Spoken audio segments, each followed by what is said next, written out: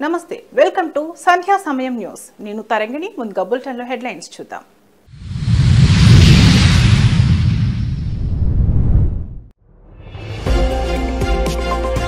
ప్రధాని మోడీ పర్యటన 77,000 కోట్ల విలువైన ప్రాజెక్టులకు శంకుస్థాపన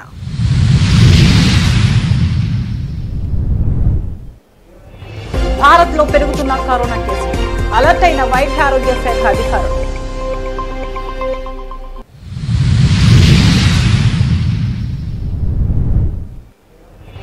వల్లభనేని వంశీకి మళ్లీ అస్వస్థత గుంటూరు జీజీహెచ్కు తరలింపు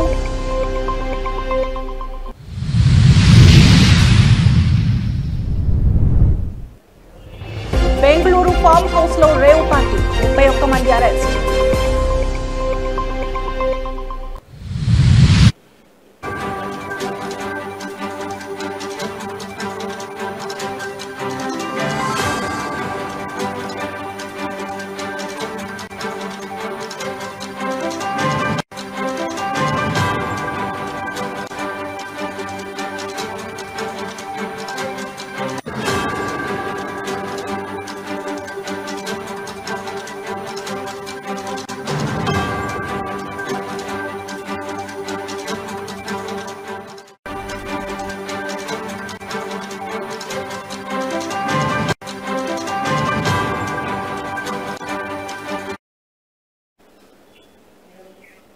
బ్రేకింగ్ న్యూస్ చూస్తున్నాం. నేడు రేపు గుజరాత్ లో పర్యటించనున్న మోడీ 77,000 కోట్ల విలువైన ప్రాజెక్టులకు శంకుస్థాపన భారీ స్వాగత ఏర్పాట్లు చేసింది బీజేపీ. ఎలక్ట్రిక్ లోకోమోటివ్ దాహోద్ లో 24,000 కోట్ల విలువైన అభివృద్ధి ప్రాజెక్టులకు శంకుస్థాపన చేశారు.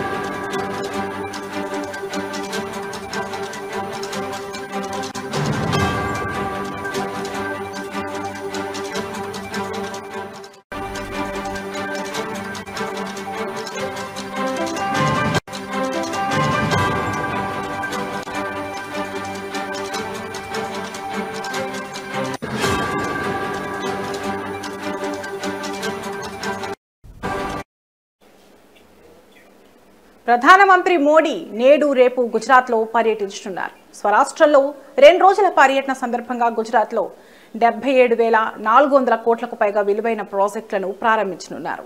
ఆపరేషన్ సింధూర్ తర్వాత మొదటిసారి ప్రధాని గుజరాత్ కు వస్తుండటంతో భారీగా స్వాగత ఏర్పాట్లు చేసింది బీజేపీ. మోడీ దాహోద్ లోని లోకోమోటివ్ తయారీ కర్మాగారాన్ని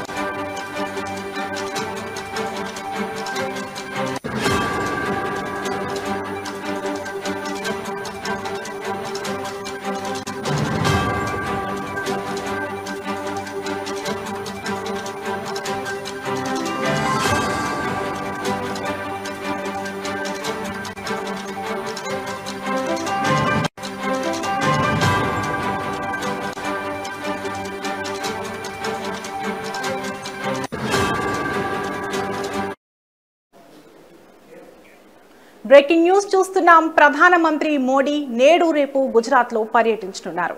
స్వరాష్ట్రంలో 2 రోజుల పర్యటన సందర్భంగా గుజరాత్లో 77,400 కోట్లకు పైగా విలువైన ప్రాజెక్టులను ప్రారంభించనున్నారు. ఆపరేషన్ సింధూర్ తర్వాత మొదటిసారి ప్రధాని గుజరాత్కు వస్తుండటంతో భారీగా స్వాగత ఏర్పాట్లు చేసింది బీజేపీ. మోడీ దాహోద్లోని లోకోమోటివ్ తయారీ కర్మాగారాన్ని దేశానికి అంకితం చేయనున్నారు. ఎలక్ట్రిక్ లోకోమోటివ్ను కూడా జెండా ఊపి ప్రారంభించనున్నారు.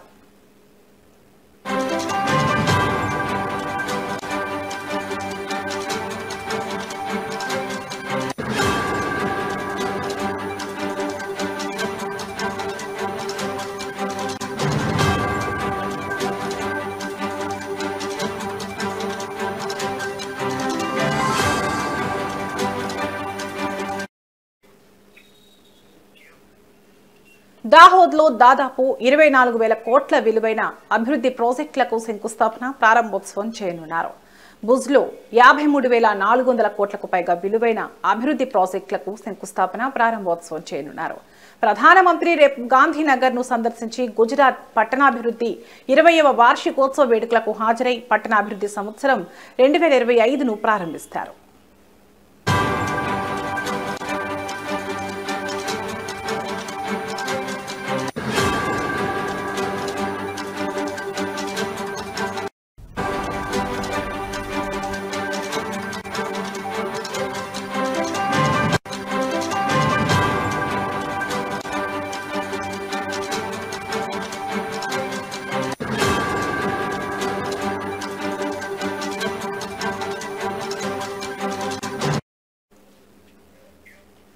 కనెక్టివిటీని పెంపొందించడానికి ప్రపంచ స్థాయి ప్రయాణ మౌలిక సదుపాయాలను నిర్మించడానికి నిబద్ధతకు అనుగుణంగా ప్రధానమంత్రి మోడీ దాహోద్లో భారతీయ రైల్వేల లోకోమోటివ్ తయారీ కర్మాగారాన్ని ప్రారంభిస్తారు. ఈ ప్లాంట్ దేశీయ అవసరాలకు ఎగుమతి కోసం 9,000 HP ఎలక్ట్రిక్ ఇంజిన్లను తయారు చేస్తుంది.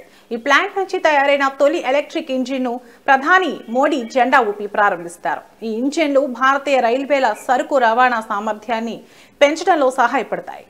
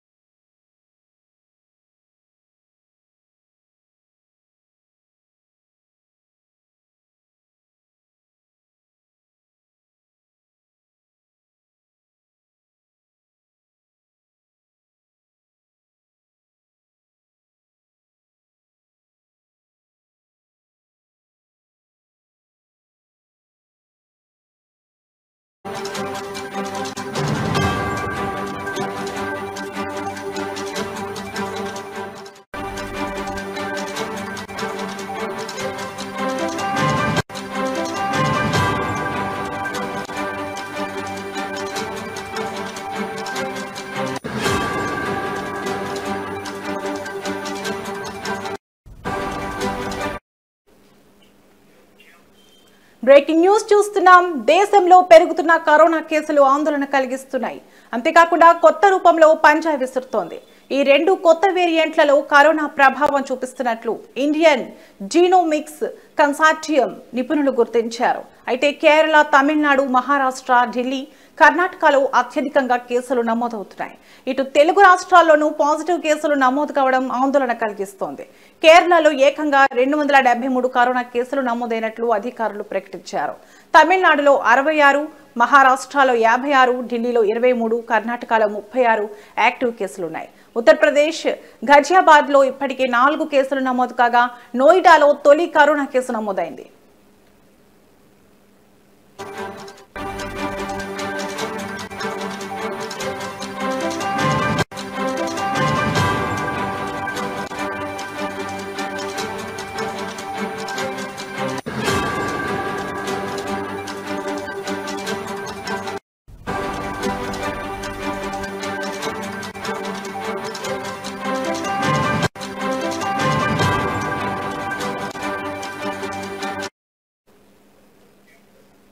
అయితే కరోనాతో ఇద్దరు ప్రాణాలు కోల్పోవడం కలకలం రేపుతోంది. మహారాష్ట్ర థానేలో కోవిడ్తో 21 ఏళ్ల యువకుడు ప్రాణాలు కోల్పోయాడు. బెంగళూరులో కరోనాతో 84 ఏళ్ల వృద్ధుడు మృతి చెందాడు. భారతదేశంలో 275 యాక్టివ్ కేసులున్నట్లు కేంద్ర ఆరోగ్య మంత్రిత్వ శాఖ నివేదించింది. ఈ కేసుల్లో ఎక్కువ భాగం తేలికపాటివి. ఆందోళన అక్కర్లేదని ఆరోగ్య అధికారులు తెలిపారు. మొత్తం 20 రాష్ట్రాలు, కేంద్రపాలిత ప్రాంతాలలో కోవిడ్ కేసులు వెలుగు చూశాయని అధికార వర్గాలు తెలిపాయి. ఇవి ఎక్కువగా పట్టణాల్లోనే నమోదవుతున్నట్లు గణాంకాలు చెబుతున్నాయి. కేరళలో అత్యధికంగా కరోనా కేసులు నమోదవడంతో ఆసుపత్రుల్లో మాస్కులు తప్పనిసరి చేసింది ప్రభుత్వం. మహారాష్ట్రలోనూ కరోనా కేసుల సంఖ్య పెరుగుతోంది. కేవలం ముంబైలోనే ఈ నెలలో 95 కేసులు నమోదు కావడం ఆందోళన కలిగిస్తోంది. ఢిల్లీలో కరోనా కేసులు పెరగడంతో ఆసుపత్రులకు పలు సూచనలు జారీ చేశారు.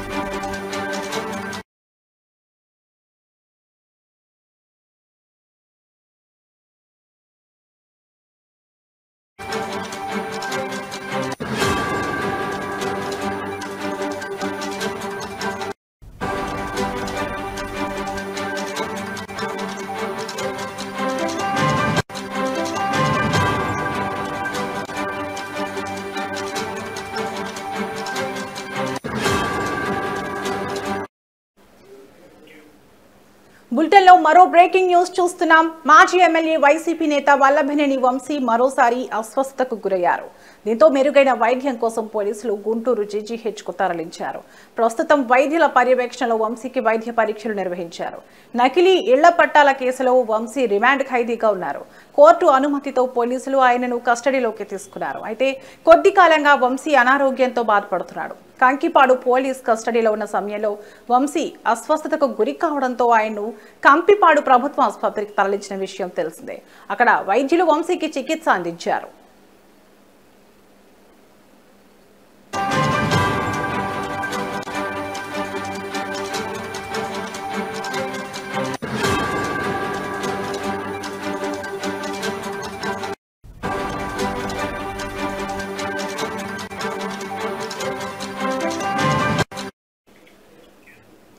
వంశీ శ్వాసకోశ సంబంధిత సమస్యలతో ఇబ్బంది పడుతుండటంతో పోలీసులు చికిత్స నిమిత్తం సోమవారం ఉదయం గుంటూరు ప్రభుత్వ ఆసుపత్రికి తరలించారు.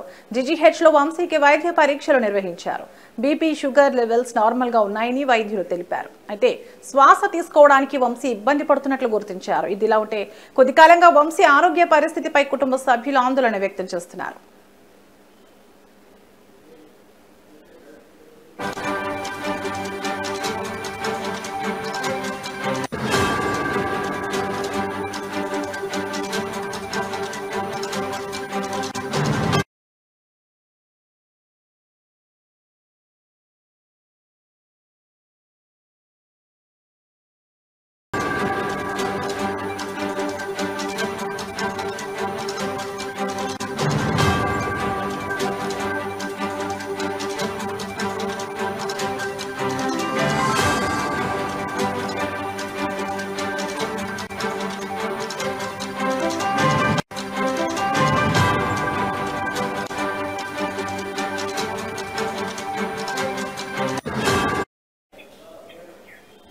బ్రేకింగ్ న్యూస్ చూస్తున్నాం. నైరుతి రుతుపవనాలు కేరళతో పాటు గోవా, కర్ణాటక, మహారాష్ట్ర, మిజోరాం, మణిపూర్, నాగాలాండ్లోని మరికొన్ని ప్రాంతాలకు విస్తరించాయి.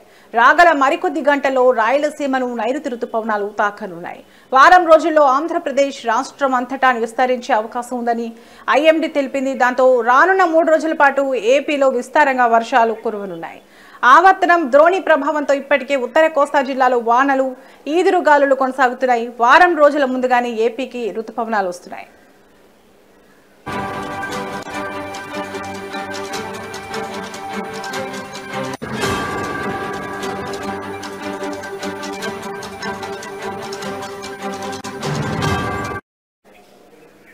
మహారాష్ట్రలోని రత్నగిరి సమీపంలో తీరం దాటిన వాయుగుండం తీవ్ర అల్పపీడనంగా బలహీనపడింది. ప్రస్తుతం మహారాష్ట్ర, కర్ణాటక పరిసరాల్లో కొనసాగుతున్న అల్పపీడనం క్రమంగా తూర్పు దిశగా పయనించి మరింత బలహీనపడుతుందని ఐఎండీ పేర్కొంది. అరేబియా సముద్రం నుంచి మహారాష్ట్ర, తెలంగాణ, ఛత్తీస్గఢ్ మీదుగా ఒడిశా వరకు ఉపరితల ద్రోణి కొనసాగుతోంది. ఇక రేపు బంగాళాఖాతంలో అల్పపీడనం ఏర్పడనుంది. దీని ప్రభావంతో రాబోయే 4 రోజుల్లో కోస్తాంధ్ర, రాయలసీమ, తెలంగాణలోని కొన్ని ప్రాంతాల్లో భారీ వర్షాలు కురుస్తాయని ఐఎండీ పేర్కొంది.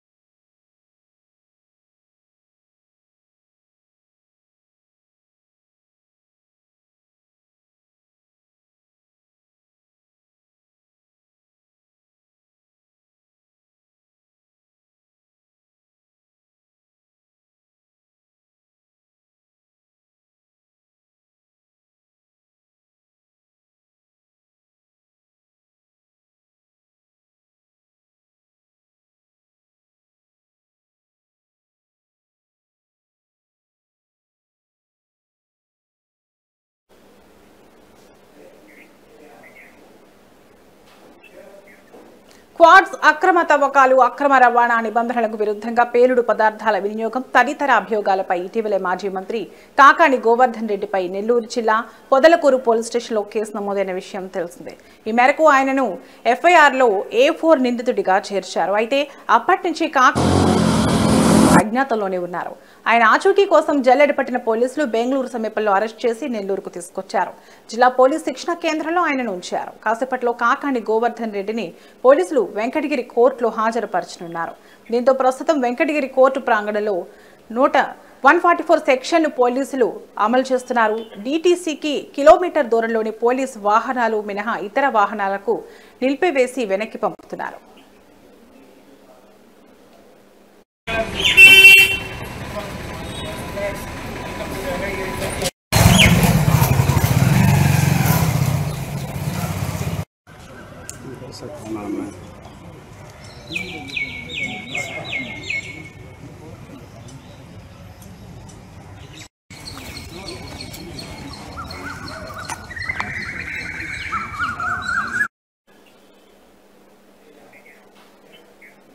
ఎస్ఆర్ ఎడ్యుకేషన్ సొసైటీ ఆధ్వర్యంలో మోడల్ డిఎస్సి పరీక్షను గుంతకల్ పట్టణం శ్రీశైల భ్రమరాంబ డిగ్రీ కాలేజ్ నందు నిర్వహించారు. ఈ కార్యక్రమానికి ముఖ్య అతిథిగా 2వ పట్టణ సర్కిల్ ఇన్స్పెక్టర్ మస్తాన్ పాల్గొన్నారు. ఈ సందర్భంగా సిఐ మస్తాన్ మాట్లాడుతూ ఎస్ఆర్ ఎడ్యుకేషన్ సొసైటీ ఆధ్వర్యంలో మోడల్ అన్నారు. మెగా డిఎస్సి 16,000 పైచిలకు ఉపాధ్యాయ ఉద్యోగాలకు నోటిఫికేషన్ ఇవ్వడం నిరుద్యోగుల పాలిట వరంలా మారిందని పేర్కొన్నారు. దీనికి అనుసంధానంగా ఎస్ఆర్ ఎడ్యుకేషనల్ సొసైటీ కార్యదర్శి రాయల్ రంగా ఈ మోడల్ డిఎస్సిని ఏర్పాటు చేసి అభ్యర్థులు ఒక ధైర్యాన్ని నింపినందుకు ఆయనను సర్కిల్ ఇన్స్పెక్టర్ మస్తాన్ అభినందించారు.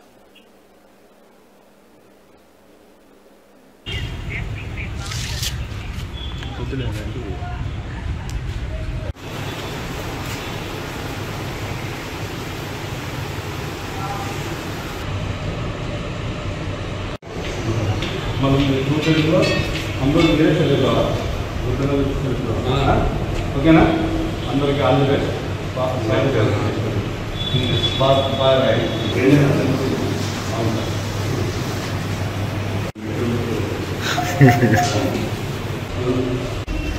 దుర్గా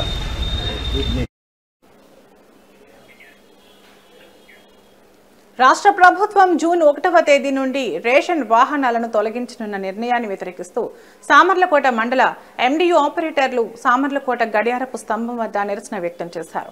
రేషన్ వాహనాలను తొలగిస్తూ రాష్ట్ర ప్రభుత్వం తీసుకున్న నిర్ణయం వలన తమ జీవనాధారాన్ని దెబ్బతీస్తుందని ఎండియు ఆపరేటర్ల సంఘం మండల అధ్యక్షులు సత్యానందరం ఆవేదన వ్యక్తం చేశారు.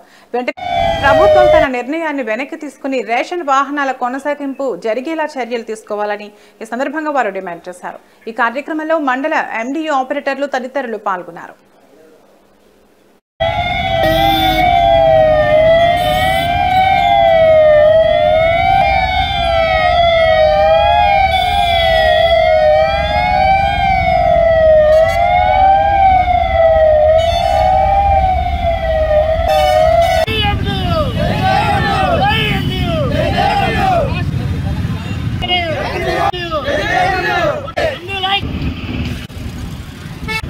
మాజీ ముఖ్యమంత్రి వర్యులు జగన్మోహన్ రెడ్డి గారు మమ్మల్ని నిరుద్యోగం తొలగించడానికి మా భవిష్యత్తు బాగు చేయడం కోసం మన మాజీ ముఖ్యమంత్రి వర్యులు జగన్మోహన్ రెడ్డి గారు మాకు రేషన్ వెహికల్స్ ఇవ్వడం జరిగింది. అప్పుడు రేషన్ వెహికల్స్ ఏ విధంగా ఇచ్చారు, ఈ వ్యవస్థ ఏ విధంగా స్థాపించబడింది, ఈ వ్యవస్థ ఎలా నడిపించబడుతుందో కనీస అవగాహన లేని ఈ సివిల్ సప్లై మంత్రివర్యులు నాదెండ్ల మనోహర్ గారు